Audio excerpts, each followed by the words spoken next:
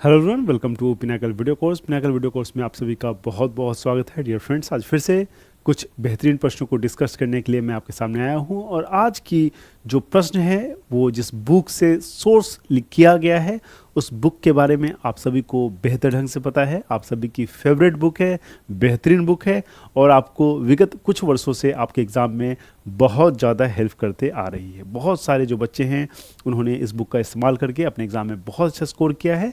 सो इसी बुक को सप्लीमेंट करने के लिए basically we have introduced a video course on this book. So इस जितने भी प्रश्न इस बुक में हैं उसका वीडियो कोर्स के माध्यम से हम लोग चीज़ों को आपको कोशिश करें, जो भी टीचर्स हैं आपको समझाना, आपको बताना, सिखाना, याद कराना, सारी जो कोशिशें हैं हमारी तरफ से जारी हैं। मुझे उम्मीद है कि इस वीडियो कोर्स के माध्यम से और इस बुक के माध्यम से जो कि ऑलरेडी आपके पास है, आपकी जो तैयारी है वो बहुत अच्छी होगी। ठीक है, सो बुक जो आपके सामने है आपके स्क्रीन पे दिख रही होगी। कौन सी बुक है बेटा?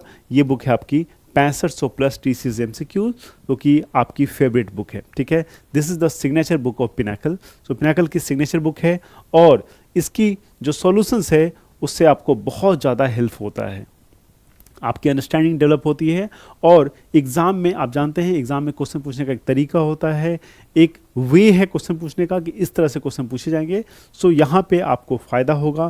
क्या फ़ायदा होगा? फ़ायदा ये होगा कि इसके सॉल्यूशंस को अगर डिटेल वे में आपने पढ़ा तो यकीन मानिए आपकी जो अंडरस्टैंडिंग है GS को लेके वो काफ़ी अच्छी हो जाएगी। ठीक है, सो इस बुक को आप देख सकते हैं। ये बुक इंग्लिश मीडियम में पढ़ना है तो इंग्लिश के बच्चों के लिए इंग्लिश में आती है और सेम यही बुक अगर आपको हिंदी में पढ़नी है तो ये बुक जो है हिंदी मीडियम के बच्चों के लिए हिंदी में आती है। ठीक है, एकदम अप टू डेटेड है। सितंबर 2023 तक के सारे प्रश्न आपके जो है इसमें आपको मिलेंगे। 5th एडिशन की बुक है और इस बुक में आपको बहुत सारे फैक्ट्स फिगर मिलने वाले हैं जो आपके आने वाले जो भी एग्जाम्स हैं वहाँ पे आपको हेल्प करेंगे। ठीक है, सो आइए बिना किसी देरी के आज के लेक्चर को स्टार्ट करते हैं। और आज हम लोग क्या डिस्कस कर रहे हैं? आज हम लोग डिस्कस कर रहे हैं इकोनॉमिक्स। लास्ट क्लास में भी हमने इकोनॉमिक्स के कुछ प्रश्नों को देखा था, सीखा था, समझा था। आज फिर से इकोनॉमिक्स के कुछ प्रश्नों को देखेंगे और देखते हैं कि किस तरह के प्रश्न जो है इकोनॉमिक्स सेक्शन से हमसे पूछे गए हैं। तो आज का जो टॉपिक है इकोनॉमिक्स में वो क्या है? वो है money banking and financial institutions. Last class में भी अगर आपको याद होगा तो हमने मनी बैंकिंग और फाइनेंशियल इंस्टीट्यूशंस ही डिस्कस किए थे। आज भी हम इसी को डिस्कस करेंगे, इसी को पढ़ेंगे और इससे रिलेटेड जो भी MCQs है आज भी हम लोग उसको देखने का प्रयास करेंगे। ठीक है, सो आइए लेक्चर को स्टार्ट करते हैं। आपके सामने आज का पहला क्वेश्चन है, क्या है वो? Okay, the bank rate in the Indian economy is determined by, क्या कह रहा है? So bank rate, okay, so bank rate जो है भारतीय अर्थव्यवस्था में, ठीक है, भारतीय अर्थव्यवस्था में जो बैंक दर है वो किसके द्वारा निर्धारित की जाती है? भारतीय अर्थव्यवस्था में जो बैंक दर है वो किसके द्वारा निर्धारित की जाती है? किसके द्वारा निर्धारित की जाती है? Okay, so bank rate, repo rate, cash reserve ratio, ये सारे जो हैं ये टर्म्स हैं जिससे मनी को कंट्रोल किया जाता है, फाइनेंस को कंट्रोल किया जाता है। बैंक रेट क्या है? ये एक ऐसा रेट है जिस पे जो कमर्शियल बैंक्स हैं, जो हमारे वाणिज्यिक बैंक हैं, जो एक्चुअली में जो बिजनेस करते हैं हमारे कंट्री में, जैसे कि एग्जांपल के लिए SBI, PNB, बाकी जो IDBI, ये तमाम जो बैंक्स है, ठीक है, ये सारे बैंक्स बिजनेस करते हैं। ऑब्वियस सी बात है इनको पैसे की ज़रूरत पड़ती है। ये पैसा कहाँ से लेते हैं? ये पैसा लेते हैं RBI से। RBI जो है बैंक रेट पे इनको पैसे देती है। ठीक है, सो बैंक रेट क्या है? एक कोलेटरल फ्री लोन है, सिक्योरिटी फ्री लोन है। एक आपको बस इंटरेस्ट देना है और आप RBI से पैसा पिक कर सकते हैं। सो इसको कौन करता है? इसको करता है रिजर्व बैंक ऑफ इंडिया। ठीक है, रिजर्व बैंक ऑफ इंडिया क्या है? इसको कभी कंफ्यूज मत होना, ये जो है हर एक बैंक का एक सेंट्रल बैंक होता है। तो भारत का जो सेंट्रल बैंक है वो है रिजर्व बैंक ऑफ इंडिया।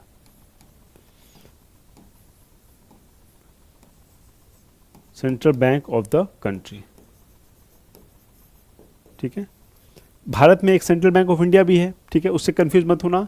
ये सेंट्रल बैंक मतलब सेंटर में जो बैंक है भारत के, जो भारत के वित्तीय चीज़ों को कंट्रोल करता है, उसको हम लोग कहते हैं रिजर्व बैंक ऑफ इंडिया। ठीक है, reserve bank of India.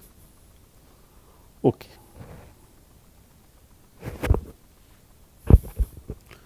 Which among the following is the sole note issuing authority in India? क्या कह रहा है? बहुत आसान प्रश्न है कि निम्नलिखित में से कौन सा भारत में नोट जारी करने वाला एकमात्र प्राधिकारी है? सो भारत में नोट जारी कौन करता है? भारत में नोट जारी करता है आपका रिजर्व बैंक ऑफ इंडिया। ठीक है, reserve bank of India. ₹1 reserve bank of India करता है, और जितने भी नोट पे सिग्नेचर्स होते हैं, ठीक है, सिग्नेचर्स होते हैं, किसके होते हैं?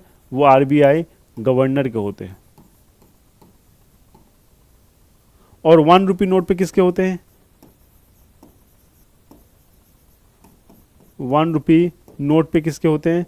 ये होते हैं फाइनेंस सेक्रेटरी के, फाइनेंस सेक्रेटरी के, किसके होते हैं? फाइनेंस सेक्रेटरी के। क्लियर, समझ में आ गया? फाइनेंस सेक्रेटरी के। Okay okay. Which among the following is the public sector bank? आपको बताना है कि निम्नलिखित 4 ऑप्शन से पब्लिक सेक्टर कौन बैंक है, ठीक है। पब्लिक सेक्टर मतलब 3 जो है वो क्या है? प्राइवेट सेक्टर है। एक्सिस बैंक जानते हो, ये प्राइवेट सेक्टर है, बहुत बड़ी बैंक है। आईसीआईसीआई ये भी प्राइवेट सेक्टर बैंक है, और यस बैंक ये भी प्राइवेट सेक्टर बैंक है। पब्लिक सेक्टर बैंक कौन सा है? ये है बैंक ऑफ बड़ौदा, ठीक है। ये पब्लिक सेक्टर बैंक है, ठीक है, सार्वजनिक क्षेत्र का बैंक है, बाकी जो है वो प्राइवेट सेक्टर बैंक है। सिंपल सा क्वेश्चन था, फटाफट आंसर देखा हमने। Let's move to next question. Okay, NABARD is an apex financial institution, ठीक है। नबार्ड क्या है? एपेक्स फाइनेंस इंस्टीट्यूशन है, set up by the Indira government in 1982। मैंने आपको पहले ही बताया था कि नबार्ड की स्थापना जो है कब हुई थी? 1982, ठीक है, 1982। ओके, सो नबार्ड जो है वो भारत द्वारा स्थापित एक शीर्ष वित्तीय संस्थान है। नबार्ड में जो आर है उसका क्या अर्थ होता है? रूरल, रैंक, रेगुलेटरी और राइट, ठीक है। तो मैंने आपको पहले बताया था कि national bank for agriculture and rural development, ठीक है। सो आर का क्या अर्थ होगा? आर का अर्थ होगा rural, national bank for agriculture and rural development. NABARD का मेन जो कार्य है वो क्या है? वो है आपका एग्रीकल्चर और रूरल एरियाज का डेवलपमेंट करना, एग्रीकल्चर और रूरल एरियाज का डेवलपमेंट करना, ठीक है, एग्रीकल्चर एंड रूरल एरियाज का डेवलपमेंट करना। Clear? Okay. So money multiplier uses which of the following monetary instrument for its circulation? मुद्रा गुणक जो है, जो मनी मल्टीप्लायर है, की गणना के लिए निम्नलिखित में से किस मौद्रिक उपकरण का उपयोग किया जाता है? ओके, सो मनी मल्टीप्लायर का आपने नाम सुना होगा।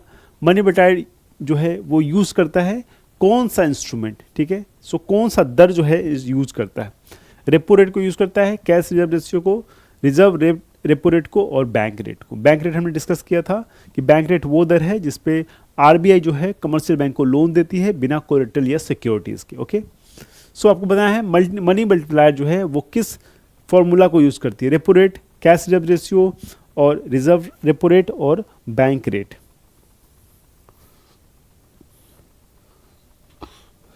ओके, क्या आंसर हो जाएगा? आंसर इसका CRR, कैश रिजर्व रेशियो, इसको CRR भी कहते हैं, ठीक है। ये भी एक तरह का क्या है? एक तरह का ये क्वांटिटेटिव टूल्स है,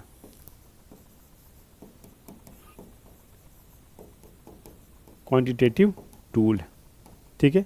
किसके पास है ये क्वांटिटेटिव टूल? ये है आरबीआई के पास, ठीक है। किसके पास है? आरबीआई के पास।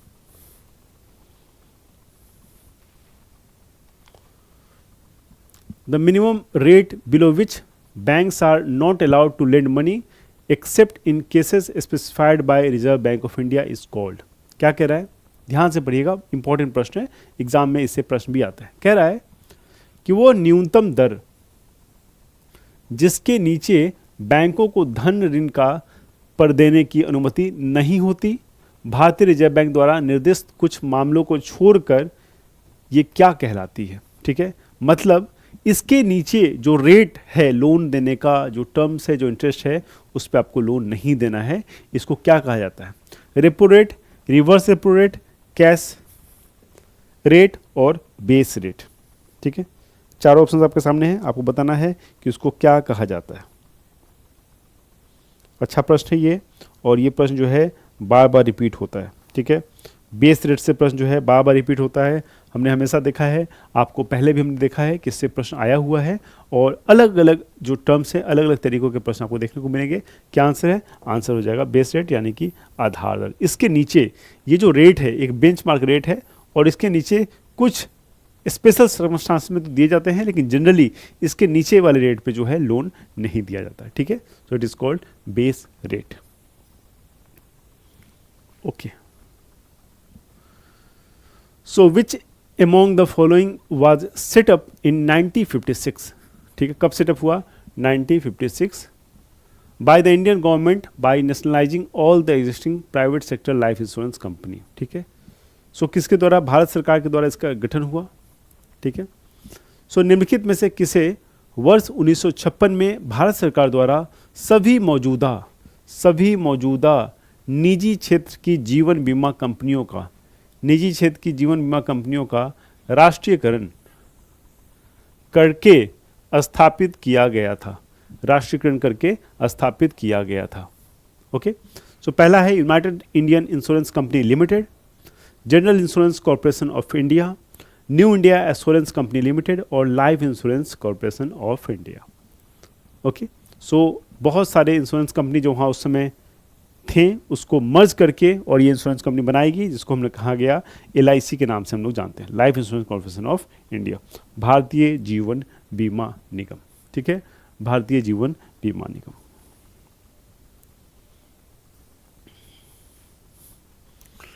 So which of the following is the interest rate at which the Reserve Bank of India lends money to commercial bank of the country, ठीक है। कह रहा है कि वह ब्याज दर जिस पर भारतीय रिजर्व बैंक देश के व्यावसायिक बैंकों को ऋण देती है, जनरली जो है ऋण देती है। Reserve bank of India lends money to, so general जो रेट है उस पर ले देती है, बाकी तो बैंक रेट पे भी लोन मिलता है, लेकिन अमूमन आप देखेंगे इसी रेट पे जो है बैंक ऋण देती है। क्या कहते हैं इसको कहते हैं रेपो रेट, ठीक है। सो RBI लेंड करती है किसको? कमर्शियल बैंक को, ठीक है। और जब कमर्शियल बैंक यानी कि वाणिज्यिक bank,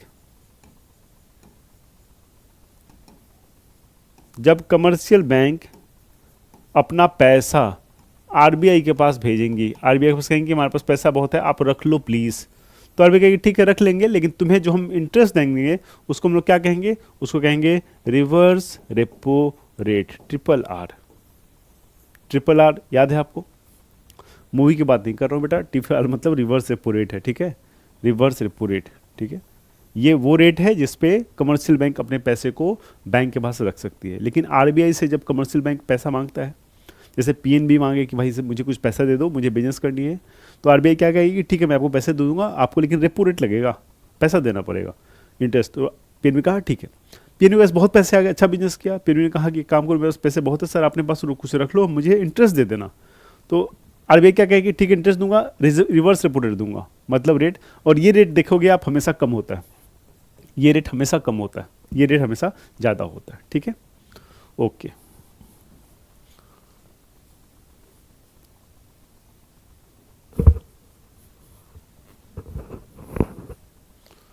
okay, let's move to next question. A small industrial bank development bank of India is regulated by, okay, तो SIDBI जो है किसके द्वारा रेगुलेट होता है? बहुत आसान प्रश्न है।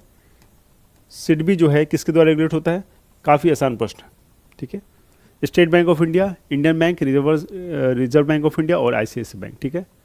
सो क्या है ये? स्मॉल इंडस्ट्री के लिए बैंक है ये, ठीक है, इंडस्ट्रीज के डेवलपमेंट के लिए बैंक है, SIDBI बैंक कहते हैं। इसको रेगुलेट कौन करता है? इसको भी RBI रेगुलेट करता है, जिस तरह से माइक्रो फाइनेंस करता है, बाकी जितने भी वित्तीय संस्थान हैं सबको reserve bank of India he regulate करता है, ठीक है, reserve bank of India he regulate करता है।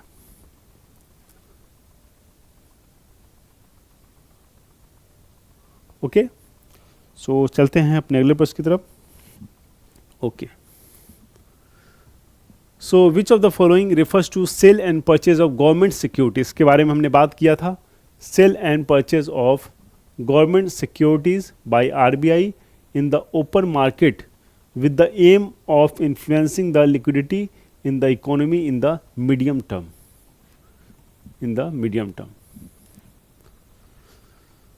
So marginal standing facility, credit ceiling, open market operations, liquidity adjustment facility. ठीक है, सीमांत अस्थायी सुविधा, क्रेडिट की उच्चतम सीमा, खुला बाजार परिचालन और तरलता संयोजन सुविधा, ठीक है।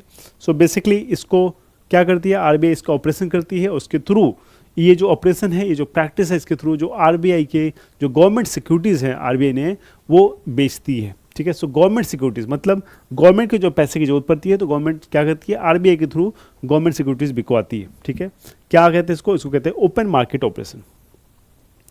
ओपन मार्केट ऑपरेशन क्या कहते हैं, it is called open market operation. Okay okay, let's move to next question.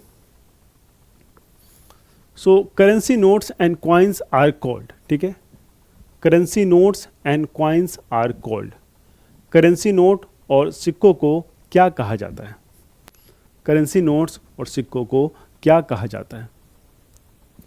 ठीक है, so near money, commodity money, fiduciary money और फिएट मनी। ठीक है, निकट मुद्रा, कमोडिटी मनी, विश्वास्य मुद्रा और कागजी मुद्रा। ठीक है, क्या कहते हैं इसको, सो जो भी मार्केट में करेंसी नोट्स हैं, मार्केट में जो भी करेंसी नोट्स हैं along with coins are called fiat money, fiat money। ठीक है, याद रहेगा, are called fiat money। Clear, ये सारे टर्म्स हैं, जार्गन्स हैं, आपको याद रखने पड़ेंगे, फाइनेंशियल जार्गन्स हैं, आपके एग्जाम में ये पूछे जाते हैं। Okay, so make sure you remember it. Okay, so which Indian financial institutions protects investors in the stock market. Okay, so stock market में आप जानते हैं बहुत ज़्यादा मैनिपुलेशन होता है, आप सभी को पता है, जो सेंसेक्स होता है, जो शेयर मार्केट में पैसा आप लगाते हैं उसमें बहुत ज़्यादा मैनिपुलेशन होता है, बहुत सारी परेशानी होती है, बहुत बार चीटिंग होती है। उस तमाम परेशानियों से और चीटिंग से बचाने के लिए एक संस्था है जो सारे लोगों को इस चीज़ से बचाती है। क्या कहते हैं इसको, इसको कहते हैं security and exchange board of India, SEBI, security and exchange board of India. ठीक है, फटाफट आगे बढ़ते हैं, ये याद रखिएगा, ये जो है सिक्योरिटी मार्केट, जो शेयर मार्केट है उसको रेगुलेट करती है। Okay, so account in one which is maintain by Indian bank in the foreign countries. ठीक है, maintain by Indian bank in the foreign countries, usually in the currency of that country for the purpose of carrying out transaction there. ठीक है, transaction there. Okay, सो एक खाता, वह खाता जिसका रख रखाव जो है एक भारतीय बैंक के द्वारा विदेशों में लेन देन करने के लिए उद्देश्य से आमतौर पर उस देश की मुद्रा में किया जाता है। ठीक है, सो कौन है, बैंक तो भारत का बैंक है, लेकिन विदेश में वहाँ के मुद्रा में जो है बैंक चलाती है। ठीक है, तो इसका क्या मतलब होता है, नॉस्ट्रो, वोस्ट्रो, लिबोर और मिबोर, नॉस्ट्रो, वोस्ट्रो, लिबोर और मिबोर। क्या कहते हैं इसको, आप सोचिए आरबीआई ने अपना बैंक किसी देश में खोला हुआ है और उस बैंक का संचालन जो है वहाँ के करेंसी में होता है, ना कि इंडियन करेंसी में। ठीक है, इससे बैंकों को क्या कहते हैं, ऐसे बैंक को नॉस्ट्रो कहते हैं। हमारे लिए वो बैंक क्या है, नॉस्ट्रो हो जाएगा। ठीक है, और जिस देश में है उसके लिए क्या हो जाएगा, मतलब जैसे मेरा देश है तो मेरे देश में दूसरे कंट्री का कोई बैंक आके बैंक चला रहा है तो उसके लिए वो अकाउंट क्या हो जाएगा, उसके लिए वो अकाउंट वॉस्ट्रो हो जाएगा। ठीक है, सो इन योर कंट्री, ठीक है, इन योर कंट्री, सो ये क्या हो जाएगा, नॉस्ट्रो हो जाएगा, जैसे कि आरबीआई ने दूसरे बैंक में खोला हुआ है। और यही जो उल्टा टर्म है वॉस्ट्रो, ये अगले उस देश के लिए हो जाएगा क्योंकि उसके देश में हमारी बैंक है, मतलब सामने वाली के बैंक हमारे देश में हमारी करेंसी में। ठीक है, सो ये याद रखिएगा, ये क्वेश्चन पूछा गया 2023 में एसएससीजीएल में, ऐसे बैंकों को नॉस्ट्रो कहते हैं। ठीक है, क्या कहते हैं, ऐसे बैंकों को नॉस्ट्रो कहते हैं। So which of the following bank became the first bank to get Reserve Bank of India approval for rupee trade? क्या कह रहा है, पहला बैंक ऐसा जिसको अप्रूवल मिला आरबीआई से रूपी ट्रेड के लिए। किसके लिए, रूपी ट्रेड के लिए। वैसा बैंक जिसको आरबीआई से अप्रूवल मिला रूपी ट्रेड के लिए, the first bank to received approval for rupees trade. Okay, क्या था वो बैंक, वो था यूको बैंक। ठीक है, वो था बेटा यूको बैंक। ठीक है, सिंपल सा क्वेश्चन है, सिंपल सा फैक्ट है, make sure that you remember it, इतना आपको करना है, बस याद रखिएगा। ठीक है, UCO bank is the right answer.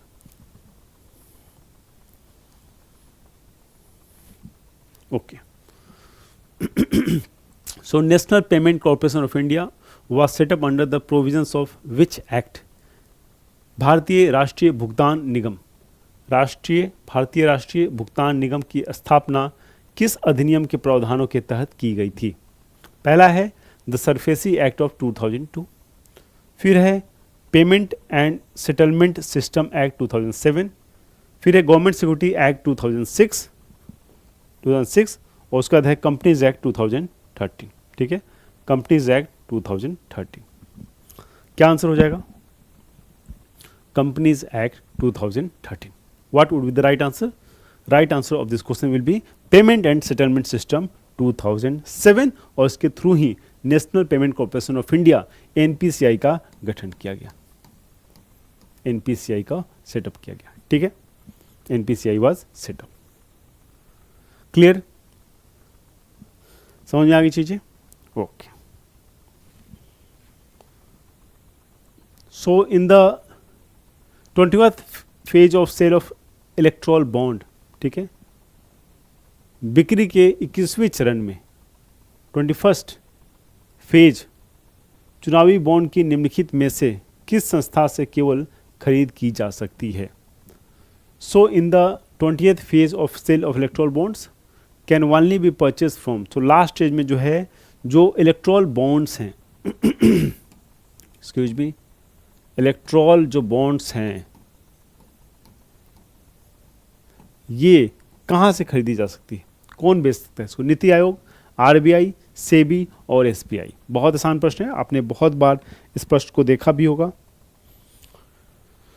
सो बहुत आसान प्रश्न है, बहुत इजी प्रश्न है और बहुत ही जरूरी प्रश्न है। ठीक है, आप जानते हैं इलेक्ट्रॉल बॉन्ड की जो वैलिडिटी होती है वो कितनी होती है? वो होती है 15 डेज की।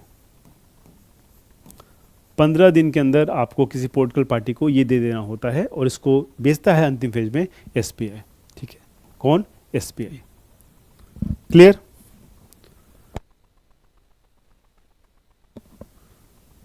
ओके, नेक्स्ट क्वेश्चन पे चलते हैं। आइए, सो फिल द ब्लैंक से came into existence on 12 July 1982 by transferring the agriculture credit function of RBI. Agriculture credit function जो आरबीआई का था उसको ट्रांसफर किया and refinance function of then agriculture refinance and development corporation, agriculture refinance and development corporation. ठीक है, समझ में आया प्रश्न क्या कह रहा है? देखिए बहुत अच्छा प्रश्न है और इसके बारे में हमने डिस्कस भी किया हुआ है। ठीक है, क्वेश्चन कहता है कि उस समय कृषि पुनर्वृत्त और विकास निगम, agriculture and refinance development corporation के पुनर्वृत्ति संबंधी कार्यों को स्थानांतरित करके अस्तित्व में लाया गया था किस बॉडी को? 4 ऑप्शन आपके सामने हैं। पहला है security and exchange board of India, जिसको हम लोग सेबी कहते हैं। ठीक है, जिसको सेबी कहते हैं। दूसरा है आपका small industries development bank of India, जिसको हम लोग सिडबी कहते हैं। तीसरा है रिजर्व बैंक ऑफ इंडिया, जिसको हम आरबीआई कहते हैं। और चौथा है NABARD, national agriculture and rural development bank. ठीक है, नबार्ड। चारों ऑप्शन आपके सामने हैं और यहाँ पे क्या किया गया था? आरबीआई की कुछ रिस्पॉन्सिबिलिटी थी, ये काम पहले आरबीआई किया करता था। क्या रिस्पॉन्सिबिलिटी थी? रिस्पॉन्सिबिलिटी थी agriculture credit function, agriculture credit function. ठीक है, सो एग्रीकल्चर का जो क्रेडिट है, मतलब एग्रीकल्चर के क्षेत्र में जो लोन देने का कार्य था वो आरबीआई का एक विंग किया करता था, वहाँ से इसको रिमूव किया। ठीक है, रीफाइनेंस का काम रिमूव किया, लोन देने का काम, इसको एक यूनिट बनाया and it transform into a great institution for agriculture and rural development. क्या नाम था उसका? उसका था नबार्ड। ठीक है, national bank for agriculture and rural development. ठीक है, NABARD is called, form in 1982, form in 1982। Okay,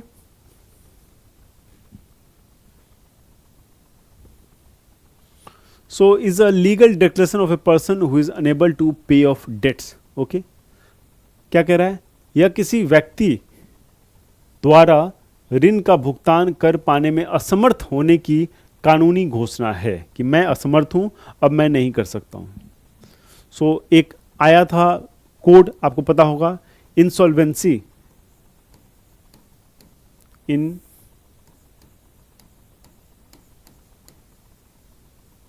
insolvency and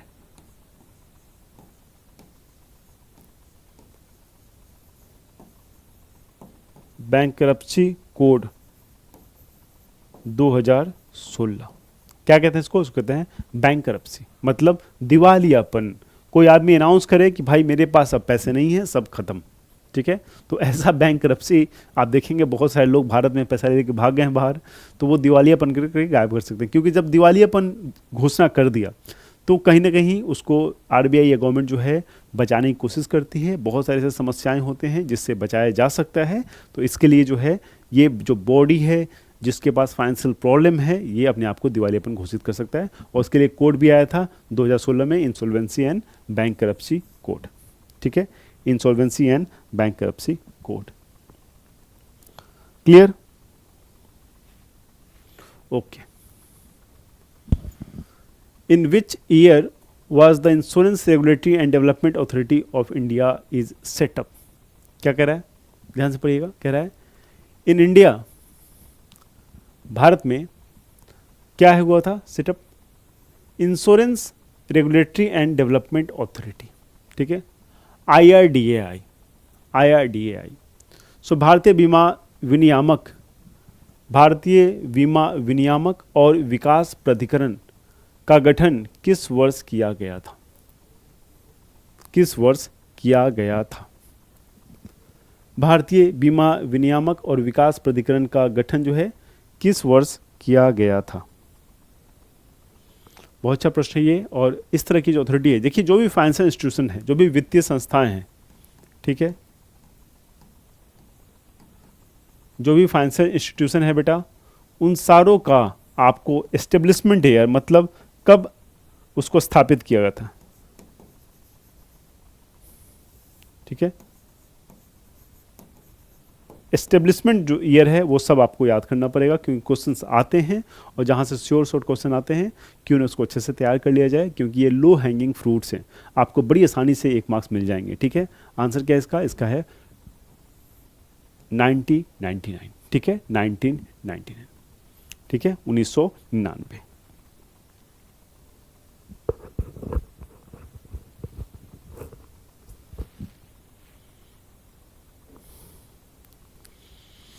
So a bank that has a paid up capital of how much and above qualifies for scheduled bank? A bank that has a paid up capital of how much and above qualifies for the scheduled banks category as listed in RBI Act 94. So RBI Act जो है 1934 में, उसके अनुसार जो scheduled banks बनने की जो मापदंड है उसके अनुसार जो है कितना पेड अप कैपिटल आपके पास होना चाहिए, ठीक है। ध्यान से पढ़ते हैं। एक बैंक जिसकी पद्धत पूंजी और उससे अधिक हो, वो आरबीआई के अधिनियम 1934, आरबीआई एक्ट 1934 में सूचीबद्ध किए गए अनुसार अनुसूचित बैंक श्रेणी के लिए अर्हता प्राप्त करता है, उसको लाइसेंस मिल सकती है शेड्यूल बैंक की। सो क्या आंसर हो जाएगा? क्या आंसर हो जाएगा? 1 लाख, 2 लाख, 5 लाख या 4 लाख, ठीक है। सो कितना अमाउंट होना चाहिए? ये अमाउंट है 5 लाख, ठीक है। सो 5 लाख का अगर आपका पेड अप कैपिटल है तो आरबीआई एक्ट 1934 के तहत आप जो है एक शेड्यूल बैंक बन सकते हैं, ठीक है। क्या बन सकते हैं? शेड्यूल बैंक बन सकते हैं। क्लियर है? आप एक शेड्यूल बैंक बन सकते हैं। ओके।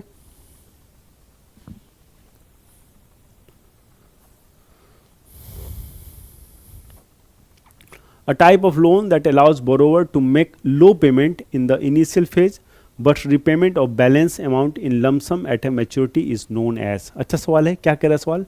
सवाल कह रहा है कि जब भी आप ऋण लेते हैं, जब भी आप लोन लेते हैं तो उसको आपको चुकाना पड़ता है। सो एक पद्धति है, एक तरीका है चुकाने का। वो कौन सा तरीका है? एक तरीका है कि एक प्रकार का ऋण जो उधारकर्ता को प्रारंभिक चरणों में, मतलब शुरू में जब आपने लोन लिया है तो शुरू के चरणों में कम भुगतान आप कर सकते हैं, ठीक है, लो पेमेंट कर सकते हैं, ठीक है। कम कम दिया पैसा, मान लो कि 5 लाख लोन है तो 2000, 5000 ऐसा करके दिया, कम करके दिया, लेकिन बाद में आप एक मुश्त लमसम अमाउंट चुका देते हैं। तो ये जो तरीका है इसको क्या कहते हैं? Balloon mortgage, English mortgage, income sensitive payment, पेडे लोन्स पे, ठीक है, पेडे लोन्स। क्या कहते हैं? Balloon mortgage, English mortgage, income sensitive payment और पेडे लोन्स। 4 ऑप्शन दिए गए हैं। क्या हो जाएगा इसका राइट आंसर? क्या हो जाएगा इसका right answer? Okay, what would be the right answer of this question? So right answer will be balloon mortgage, ठीक है, right answer will be balloon mortgage. ठीक है, right answer will be balloon mortgage. Clear है, समझ में आ रही चीजें? Okay.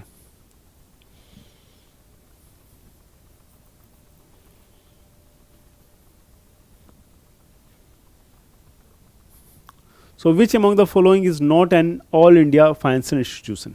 ठीक है, निम्नलिखित में से कौन सा एक अखिल भारतीय वित्तीय संस्थान नहीं है?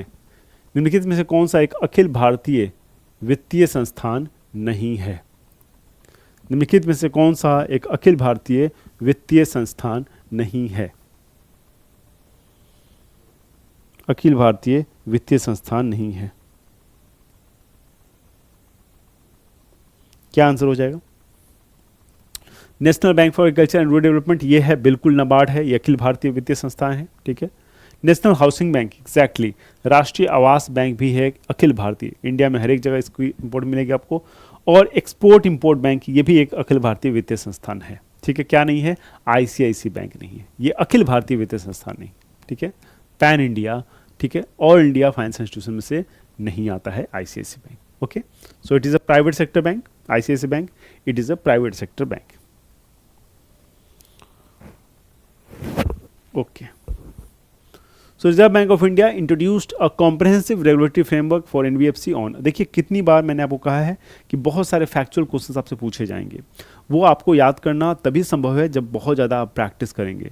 बहुत सारा प्रश्नों को एक साथ आप प्रैक्टिस करेंगे, एक दिन में 2-3 टेस्ट लगाओगे, तभी जाके चीज़ें आपको याद रह पाएंगी। नहीं तो ऐसे प्रश्न जो है यहाँ पे ये याद नहीं रह पाती हैं। ठीक है, प्रश्न क्या पूछा गया कि भारतीय रिजर्व बैंक ने कब एनबीएफसी एमएफआई के लिए एक व्यापक नियामक ढांचा पेश किया था? ठीक है, व्यापक नियामक ढांचा पेश किया था, कब किया था ये किया था 2 दिसंबर 2011 को। ठीक है, सीधे आंसर पे आते हैं, 2 दिसंबर 2011। अब इसको आपको याद करना होगा, प्रश्न कभी भी आ सकता है, कैसे भी रिलेट करके याद करें, जैसे आपको याद करना है, लेकिन आपको याद करना होगा क्योंकि इससे प्रश्न जो है आते रहते हैं, इस तरह के प्रश्न आपके एग्जाम में। ठीक है,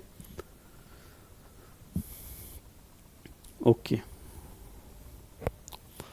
okay, let's move to next question. So which of the following is not a function of central bank of India? ठीक है, कह रहा है कि देश के जो केंद्रीय बैंक होते हैं, ठीक है, निम्नलिखित में से कौन सा कार्य जो है उसका नहीं होता है? सो भारत के केस में देश का जो केंद्रीय बैंक है वो कौन है? वो है आरबीआई। ठीक है, कौन है? वो है आरबीआई। ठीक है, सो आरबीआई का काम क्या नहीं होता है? ध्यान रखिएगा, क्या पूछा गया है? कौन सा कार्य नहीं है?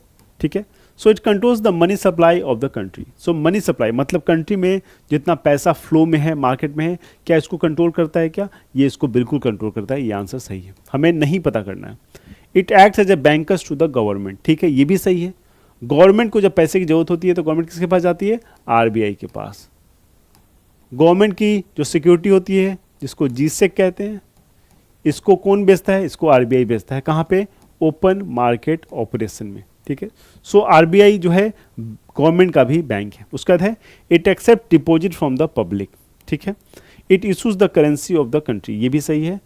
क्या कह रहा है कि यह जनता से जमा स्वीकार करता है। ये बिल्कुल गलत है। क्या आप लोग में से किसी का अकाउंट आरबीआई में है? रिजर्व बैंक में किसी का अकाउंट है? वैसे बिल्कुल नहीं। एसबीआई, पीएनबी जैसे तमाम बैंकों में होगा, लेकिन आपका जो अकाउंट है वो आरबीआई में नहीं होगा। सो आरबीआई जो है डायरेक्ट पैसा जो है नहीं लेती है पब्लिक से। आंसर हो जाएगा इसका सी। ठीक है, it accepts the money from public is a wrong statement. ठीक है, it is a wrong statement. Clear? Okay, so which of the following is a record of assets and liabilities of any firm? किसी firm की समस्त अस्तियों तथा देनदारियों का लेखा होता है।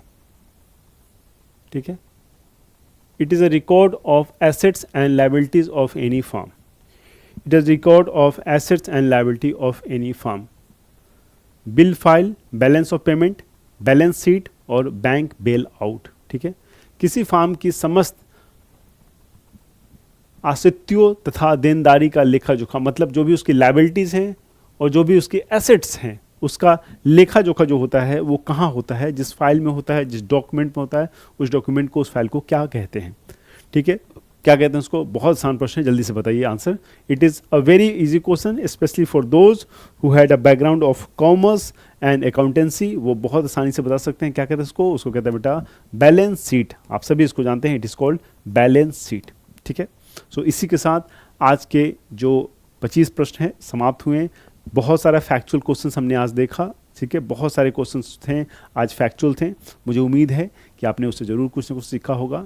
रिवीजन करते रहिए, जो भी फैक्चुअल है आपको याद करना पड़ेगा। याद करने का एक और बेहतर तरीका है टेस्ट सीरीज लगाना। तो टेस्ट सीरीज लगाते रहिए, टेस्ट लगाएंगे तो चीज़ें आपको ज़रूर याद हो जाएंगी। बहुत मेहनत करते रहिए, कोशिश कीजिए कि इस बार जो भी आपका एग्ज़ाम है आपके सामने उसको आप क्लियर करें। ये पॉसिबल है, बिल्कुल ये पॉसिबल है कि आपके सामने जो एग्ज़ाम है उसको आप क्लियर कर लें, क्योंकि आप देखेंगे हर एक साल आपसे कम जो फैसिलिटीज़ हैं उसमें रहने वाला व्यक्ति, आपसे कम पैसा उस स्टूडेंट के पास होगा, कम संसाधन होंगे, ज़्यादा गरीब होगा, लेकिन वो उस एग्ज़ाम को क्लियर कर लेगा जिस एग्ज़ाम की आप तैयारी कर रहे हैं। तो आप क्यों नहीं कर सकते? हर एक साल आप देखिएगा, इस चीज़ को अनुभव कीजिएगा, आप कहेंगे सर सही कह रहे थे। हर एक साल जिस एग्ज़ाम की आप तैयारी कर रहे हो, आपसे एक कमज़ोर बच्चा उस एग्ज़ाम के उस साल जो है उस एग्ज़ाम को क्लियर करता है। क्यों करता है? Because of determination. So ensure that determination you have it's transform into result, और इस साल आप एग्ज़ाम क्वालिफाई कर। अपना बहुत बहुत ख्याल रखिए। मिलता हूँ नेक्स्ट क्लास में। Till then please take care, bye bye.